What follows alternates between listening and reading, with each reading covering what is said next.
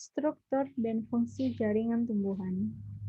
Jaringan tumbuhan ialah kumpulan sel yang mempunyai bentuk dan fungsi yang sama. Jaringan penyusun tumbuh-tumbuhan dapat dibedakan menjadi dua macam, yaitu jaringan meristem dan jaringan dewasa. Jaringan meristem memiliki ciri-ciri ukuran sel kecil, terdiri dari sel-sel muda dalam fase pembelahan dan pertumbuhan, serta sel berdinding tipis, dan banyak hal lainnya. Jaringan meristem ini dibagi menjadi 3 jenis, yaitu jaringan meristem apikal, meristem interkalar, aksikular, dan jaringan meristem lateral.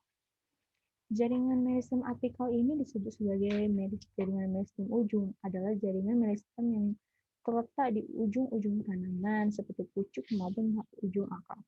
Fungsinya ini untuk pertumbuhan tinggi tanaman, penyebaran kanopi, cabang, dan akar.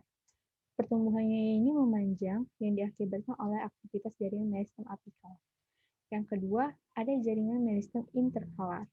Artinya, jaringan meristem yang terletak di antara jaringan-jaringan dewasa, misalnya seperti jaringan pada pangkal luas, batang, pangkal, tangkai ranting. Selain itu, mereka memiliki fungsi jaringan meristem, yaitu sebagai jaringan yang menunjang pertumbuhan tinggi tanaman. Yang ketiga, ada namanya jaringan meristem lateral.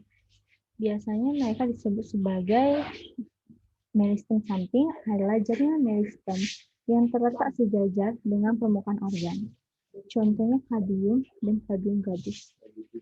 Yang kedua, ada namanya jaringan dewasa. Adalah jaringan yang telah mengalami diferensiasi berdasarkan bentuk dan fungsinya. Jaringan dewasa dapat dibedakan menjadi beberapa macam, yaitu epidermis, parenkrim,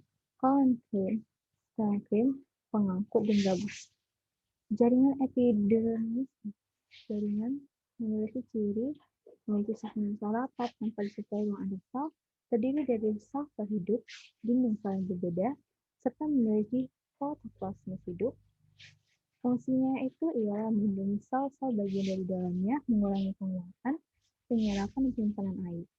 Yang kedua, jaringan parenkrim, yang dimana mereka disebut sebagai jaringan dasar karena terbentuk dari molekul basal.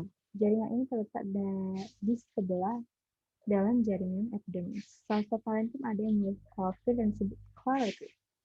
Mereka memiliki 5 fungsi: parenkrim asimilasi, parenkrim makanan, parenkrim air, parenkrim udara, dan parenkrim pengangkut.